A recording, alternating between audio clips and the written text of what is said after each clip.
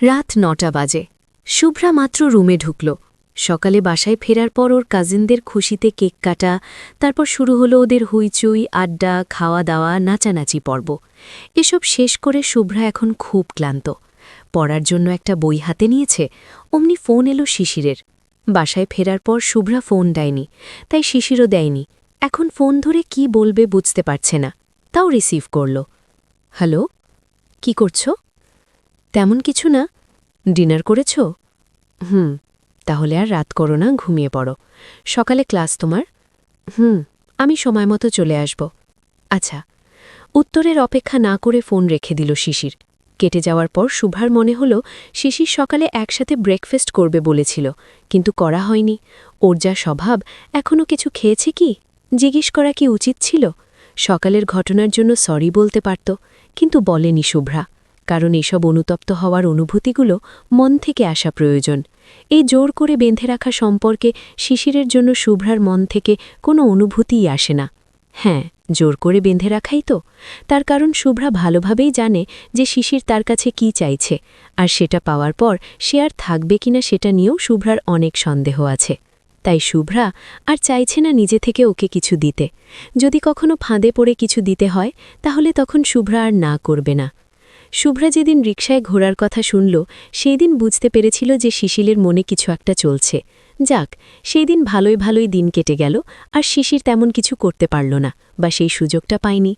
শিশিরকে শুভ্রা প্রথম দেখে ভার্সিটিতে ওদের নবীন বরণের দিন। নতুন ভার্সিটি, নতুন পরিবেশ, নতুন বন্ধু। শুভ্রা আনন্দে কুটুম কুটুম করতে করতে সেদিন ভার্সিটি যায়। খুব সাধারণভাবেই সেজেছেও।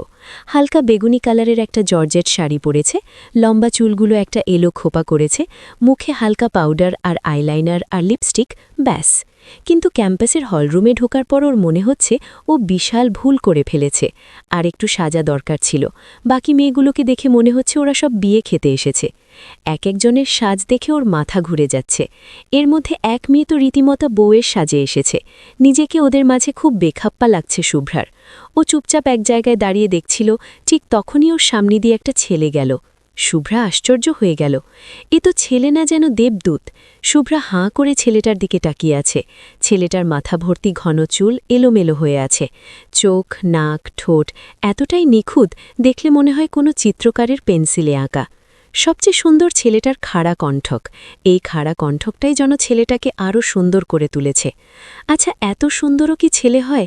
শুভ্রার পেছন থেকে কেউ একজন জিজ্ঞেস করল, কি সুন্দর না ছেলেটা? শুভ্রা পিছনে না ফিরেই জবাব দিল, সুন্দর তো বটেই। এই সৌন্দর্য শুধু দেখেই যেতে পারবে, ছুঁয়ে দেখার সাধ্য হবে না। এবার শুভ্রার একটু লাগল। ও পিছনে ফিরে দেখে সেই বউ সাজে মেয়েটা। শুভ্রা তাকিয়ে থাকতে দেখে মেয়েটি বলল, দেশের বিশিষ্ট ব্যবসায়ীর একমাত্র ছেলে শিশির আহমেদ। ওনার সৌন্দর্যে ক্যাম্পাসের সব মেয়েরা পাগল। তুমি জানো কিভাবে? আরে, আমি যেখানে যাই সেখানকার সব খবরাখবর নিয়ে যাই। ক্যাম্পাসের 80% মেয়েদের সাথে অলরেডি তার রিলেশন হয়ে গেছে, তাও আবার সব হাই ক্লাস মেয়ে। মিডল ক্লাস মেয়েদের প্রতি তার কোনো আগ্রহ নেই। তা তো হবেই, বাবার টাকা থাকলে সব ছেলের মনেই এমন ইচ্ছে আসে। আর তার মধ্যে মেয়েরা তো টাকাওয়ালা ছেলে দেখলেই একেবারে হেলে যায়, তখন তারা সেই ছেলেকে সব উজাড় করে দিতে চায়। শিশির ঠিক তাই করে চলেছে, কারণ তার বাবার টাকা আছে, আর তাই সে সব মেয়েদের সাথে রিলেশন করে। সে একবার যেই মেয়েদের দিকে তাকাবে, সেই মেয়েকে তার সাথে নিয়ে সে তার বাকিটুকু কাজ করেই নিবে। মেয়েরাও তাকে আর না করে না, আর না করবেই কেন? মেয়েরাও খুব ভালো করে জানে যে এর সাথে রিলেশন করলে অনেক অনেক গিফট পাবে, দামি দামি গাড়িতে ঘুরতে পারবে। তার বিনিময়ে যদি নিজেদের কিছু যায় যাক, এটাকে তারা এমন কিছু মনে করে না। শুভ্রা বুঝতে পারছে মেয়েটা খুব সূক্ষ্মভাবে ওকে শিশিরের থেকে দূরে থাকতে বলছে, যদিও ওর নিজেরও আগ্রহ নেই এই শিশিরের ব্যাপারে। তাই আর কথা না বাড়িয়ে বলল, ও বাই দ্য ওয়ে, তোমার নাম কি? আফরিন। আমি শুভ্রা, ফার্স্ট ইয়ার। আমিও অনেকক্ষণ যাবৎ দেখছিলাম তুমি একা দাঁড়িয়ে, তাই একটু কথা বলতে এলাম। আসলে নতুন মানুষের সাথে কথা বলতে আমার একটু আনইজি লাগে, তাই আর কি। আরে, এটা কোনো ব্যাপার হলো? চলো ওইদিকে যাই, ওইদিকে আরও কয়েকজন নিউ ফ্রেন্ড আছে। সেদিনের পর শুভ্রার সাথে শিশিরের আরও 2-3 বার দেখা হলো, কথাও হলো। এই 2-3 বার দেখা হওয়ার পরেই শিশির ওকে প্রপোজ করে বসল। প্রপোজাল পাওয়ার পর শুভ্রা যত না খুশি হয়েছিল, তার চেয়ে বেশি হয়েছিল অবাক। এই গ্রিক দেবতা শুভ্রার মতো একটা সাধারণ মেয়েকে পছন্দ করে। প্রচুর অবাক হয় শুভ্রা। আসলে এটা তো আর সেই পছন্দ না। শিশিরের মনে অন্য চিন্তা। সে জানে তাকে কি করতে হবে আর কি করলে কি কি পাওয়া যাবে, তাই সে সেইভাবেই আগাতে লাগল। যাই হোক, আগের কথায় ফিরে আসি। শিশির এখন বসে আছে হাতির ঝিল। সকালে শুভ্রাকে নামিয়ে দিয়ে সারা দিন উদ্ভ্রান্তের মতো ঘুরেছে। রিকশাওয়ালাও তেমন কিছু বলেনি। একে তো শিশির ভাড়াটা অনেক দিবে, দ্বিতীয়ত বেচারা আজকে গার্লফ্রেন্ডের সাথে লেগে গেছে, তাই রিকশাওয়ালাও সারা দিন ঘুরেছে। সারা দিন ঘুরে কিছুক্ষণ আগে রিকশা ছেগেছে, যা ভাড়া দিয়েছে তাতে রিকশাওয়ালার ডাবল খুশি। এখানে এসে বসেই শুভ্রাকে ফোন দিয়েছে। শুভ্রার সাথে কথা বলে ও একটা সিগারেট ধরালো। ওর সিগারেটের নেশা নেই, কিন্তু কোনো ব্যাপার নিয়ে খুব টেনশন করলে প্রচুর সিগারেট টানে। এখন ওর টেনশনের কারণ মূলত শুভ্রা। আচ্ছা, এভাবে জোর করে সম্পর্ক চালানোটা কি আসলেই ঠিক হচ্ছে? না, ঠিক হচ্ছে না, কিন্তু ও যে নিরুপায়। আচ্ছা, শুভ্রাকে কি মুক্তি দিয়ে দেবে, শেষ করে দেবে এই সম্পর্কটা? এর আগেও ও একবার ভেবেছিল এই ব্যাপারে, যখন সম্পর্কের ৮ মাসের মাথায় শুভ্রা ওকে বলেছিল, এভাবে জোর করে কতদিন? জোর করে ভালোবাসা আদায় করবে কিভাবে? সেদিন শিশির রেগে বাসায় চলে আসে। কি ভাবে শুভ্রা নিজেকে? শিশির তো ওকে ভালোবাসে, নাকি ওর ভালোবাসাটা কি মেয়েটা বুঝে না? যাবে না ফিরে আর ওই রকম মেয়ের কাছে। ওরকম একটা গেলে আরও 10টা আসবে, তাও ওর চেয়ে সুন্দর। এরপর শিশির 2 দিন বাসায় ছিল, ভার্সিটি যায়নি বন্ধুদের আড্ডায়। এই 2 দিনে ওর খাওয়া নাওয়া বলতে গেলে লাটে উঠেছিল। এই 2 দিনের দুটো কাজ ও খুব মনোযোগ দিয়ে করেছে। তা হলো একের পর এক সিগারেট টানা আর কিছুক্ষণ পরপর মোবাইল চেক করা, এই ভেবে যে এই বুঝি শুভ্রা মেসেজ দিল অথবা ফোন দিল।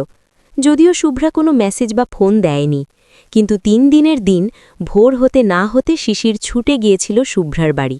বাড়ির সামনে দাঁড়িয়ে শুভ্রাকে বেশ কয়েকবার ফোন দেওয়ার পরও রিসিভ করতে শিশির বলল, একটু বারান্দায় আসবে? এখন মানে কি, তুমি কোথায়? জাস্ট 5 মিনিটের জন্য আসবে প্লিজ, কথা দিচ্ছি বেশিক্ষণ নিব না। কথা না বাড়িয়ে শুভ্রা বারান্দায় এসে বড়সড় একটা ধাক্কা খেল। এ কী অবস্থা শিশিরের? চোখের নিচে কালি, উস্কো খুস্কো চুল, সিগারেট টেনে টেনে জ্বালিয়ে ফেলা ঠোঁট। শুভ্রা অবাক হয়ে জিজ্ঞেস করল, এমন অবস্থা কেন চেহারার? কোথায় ছিলে এতদিন? তুমি বোধহয় এই কয়দিন ভালোভাবে ঘুমাওনি। এত সকালে কেন এলে এখানে? একটু পরেই তো দেখা হতো। শুভ্রা বুঝল ওকে প্রশ্ন করে আর লাভ নেই, ও জবাব দেবে না, তাই নিজেও চুপ করে গেল। বেশ কিছুক্ষণ কেটে যাওয়ার পরও শিশির কিছুই বলছে না, পলকহীন তাকিয়ে আছে শুভ্রার দিকে। এবার শুভ্রার খুব অস্বস্তি লাগতে লাগল। আরও কিছুক্ষণ কেটে গেলে শুভ্রা এবার ভালোভাবে খেয়াল করে দেখল ওর ঠোঁট হালকা নড়ছে। ওকে কিছু বলছে? ফোনটা ভালোভাবে কানে লাগিয়ে শুনতে পেল শিশির কাউন্টিং করছে। হয়েছে, এখন তুমি ভেতরে চলে যাও। তোমার আজকে ক্লাস তো 10টায়, তাই না? আমি ঠিক 9টায় পিক করতে চলে আসব। হুট করে এসেছিল, আবার হুট করেই চলে গেল শিশির। শুভ্রা হতভম্ব হয়ে শুধু ও যাওয়ার দিকে চেয়ে রইল। এমন কেন মানুষটা? আজ ঠিক 1 বছর 2 মাস পর আবার শিশিরের মনে হচ্ছে শুভ্রাকে মুক্তি দিয়ে দিবে কি? কি হবে এভাবে বেঁধে রেখে? মেয়েটা যে এখনও ওর ভালোবাসাটাই বুঝল না। আচ্ছা, সেদিন যদি ও না যেত নবীন বরণে, যদি না দেখত সেদিন শুভ্রাকে, তাহলে কি খুব ক্ষতি হতো? আর যাই হোক, এভাবে কষ্ট পেতে হতো না কারুরই। চোখ বন্ধ করে শিশির ফিরে গেল সেই দিনটায়, যেদিন শুভ্রাকে দেখেছিল প্রথমবার। বন্ধুদের পীড়াপিড়িতে সেদিন প্রথম বর্ষের স্টুডেন্টদের নবীন বরণে যাওয়ার জন্য রাজি হয় শিশির, কারণ অনুষ্ঠানের দায়িত্ব নিয়েছিল ওর বন্ধুরা। সেদিন যখন বাসা থেকে বাইক নিয়ে বেরোবে, ওই দিন তখনও বেশ রৌদ্রোজ্জ্বল। একটা রেস্টুরেন্টে ঢোকে, মাত্র ব্রেকফাস্ট করা শুরু করে, অমনি নামে বৃষ্টি। কোনো রকম খেয়ে না খেয়ে বের হয়ে পড়ে। বৃষ্টি বেড়ে গেলে যাওয়া বড় কষ্ট হয়ে যাবে, কিন্তু এ কি, মাঝ রাস্তায় বাইক বন্ধ হয়ে যায়। শিশিরের মেজাজ যায় গরম হয়ে। সবচেয়ে বেশি রাগ হয় সাজেদের ওপর। শিশির হেঁটেই যাওয়া শুরু করে। ক্যাম্পাসের হলরুমে যখন ও ঢোকে, তখনও অর্ধেক ভিজে আছে। সাজিদকে দেখেই সেদিকে গিয়ে দেয় সাজিদকে একটা বড় সড় ঘুষি। ব্যাগ তো, তোদের জ্বালায় ভিজতে ভিজতে আসতে হয়েছে। কি এক ছাইপাস নবীন বরণে। না এসা কি তুমি পারতা নাকি মামু? না আসলে তোমার বাসায় হামলা দিতাম আমরা। মাম্মা, আজকে কি মনে কইরা এত প্রকৃতিপ্রেমী হইলা যে এমন ভিজতে ভিজতে আইলা? তুই এমন দাঁত কেলাইতাছস কেন? মাইয়া পাইয়া গেছিস নাকি? আরে মাম্মা কইস না, মাইয়া না, এক একটা চাঁদের টুকরা। তাই এই পর্যন্ত কয়টা চাঁদ খাঁচায় আটকালি? আসলে তোমরা তো বুঝতেই পারছো তাদের মনে কি চলছে, আর ওরা জানে কিভাবে মেয়েদের ভাদে ফেলতে হয় আর কিভাবে তাদের কাছ থেকে মজা আদায় করতে হয়। শিশিরও অতীত থেকে কম যায় না। এসব বলাবলি করেই হাসছিল ওরা। অনুষ্ঠানের দায়িত্ব ওদের বন্ধুদের উপর থাকায় ওরা কিছুক্ষণ পরপর ব্যস্ত হয়ে যাচ্ছিল, কিন্তু এদিকে শিশির শান্তি মতো বসে থাকতে পারছে না। ও এসেছে 15 মিনিটও হয়নি, এর মধ্যেই কিছুক্ষণ পরপর মেয়েরা আসছে কথা বলতে। শিশির কোনো পাত্তা না দিলেও মেয়েগুলোর উৎসাহ কমছে না। ওরা এসেই নিজেদের মতো ভাব জমাতে যাচ্ছে। কি আশ্চর্য, মেয়েগুলোর কি আত্মসম্মান বোধ নেই নাকি? আর কিছুক্ষণ বসার ইচ্ছা থাকলেও মেয়েগুলোর জ্বালায় আর বসা গেল না। ও উঠে সোজা এগিয়ে যাচ্ছে গেটের দিকে। হঠাৎ করে কারো হাসির আওয়াজে দাঁড়িয়ে গেল শিশির। হাসির আওয়াজটা একটু অন্যরকম, ঝুনঝুনির ঝুনঝুন শব্দের মতো। অন্য সব কোলাহল ছাপিয়ে আওয়াজটা শিশিরের কানে বাজে। ফিরবে কি ফিরবে না ভাবতে ভাবতেই ফিরে তাকালো পিছনে। এদিক সেদিক চোখ ঘোরাতেই পেয়ে গেল হাসির উৎস, কিন্তু শিশিরের চোখ যেন আটকে গেল মেয়েটাকে দেখে। মেয়েটা হাসছে, হাসলে মেয়েটার গালে একটা টোল পড়ে। খুব সাধারণ একটা শাড়ি, খুব সাধারণ তার সাজ, চুলগুলো খোপা করা, কিন্তু ছোট ছোট চুলগুলো কানের পিছন থেকে গলা বেয়ে লতাপাতার মতো নেমে এসেছে। খুব সাধারণ একটা মেয়ে, কিন্তু শিশিরের মনে হচ্ছে ও অনিন্দ কিছু দেখছে। শিশিরের চোখ সরানো দায়ে হয়ে যাচ্ছে। ওর হৃৎপিণ্ডটা খুব জোরে জোরে লাফাচ্ছে। এই বুঝি বের হয়ে গেল খাঁচা থেকে। ও কোনোরকমে কাঁপা কাঁপা হাতে ফোন বের করে সাজেদকে ফোন দিয়ে বলল, আমি গেটের কাছে দাঁড়ানো, জলদি আয়, বলেই ফোন কেটে দিল। সাজেদ আসতেই শিশির ইশারায় জিজ্ঞেস করল, মেয়েটার নাম জানিস? আরে ওইটা তো আমাদের এলাকার মেয়ে। তোর এলাকার? কি যেন নাম, কি যেন নাম? মনে পড়েছে, শুভ্রা। তোর এলাকার আগে তো বলস নাই। আগে কেন বলবো? এটা কি বলার মতো কোনো কথা? যাই হোক, আমি আর 5 মিনিটের মতো আছি। মেয়েটার নিজের সহ 14 গোষ্ঠীর বায়োডেটা আমাকে এনে দিবি, যা দ্রুত। 5 মিনিট কেন, 50 মিনিট সময় দিলেও আমি তোর কাজ করতে পারবো না। বেশি শখ লাগলে নিজে যাইয়া খোঁজ নেন। যাই হোক, এভাবেই শিশির সাহস করে গিয়ে কথা বলল। শিশিরের মনে আছে যে ও কি চায়। তো বন্ধুরা, এরপর শিশির কিভাবে কি পেল তা জানতে আমার এই ভিডিওতে লাইক দিয়ে চ্যানেলটি সাবস্ক্রাইব করে দাও। আর গল্পটি তোমাদের কেমন লাগলো তা আমাকে কমেন্ট করে জানিয়ে দিও।